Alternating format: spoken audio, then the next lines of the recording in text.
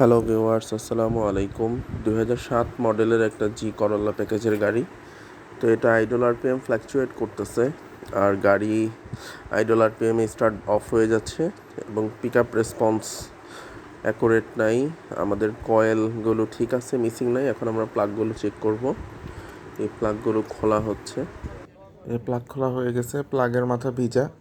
তো এখন আমরা যে কম্প্রেশন টেস্ট করব। কম্প্রেশন টেস্ট করে দেখি। কম্প্রেশন টেস্ট করা হচ্ছে। লং শর্ট একটা রিডিং নিব, তারপরে শর্ট করে একটা রিডিং নিব।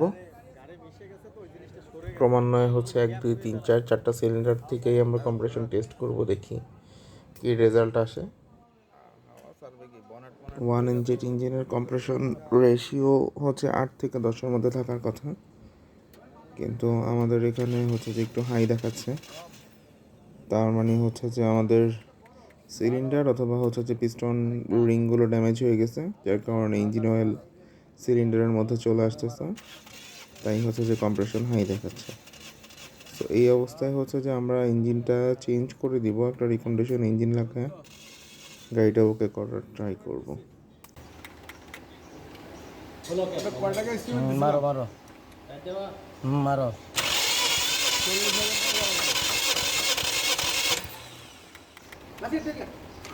আজকে পয়সা না পেলে লাভ। এটা ছিল অফ। মারো অফ।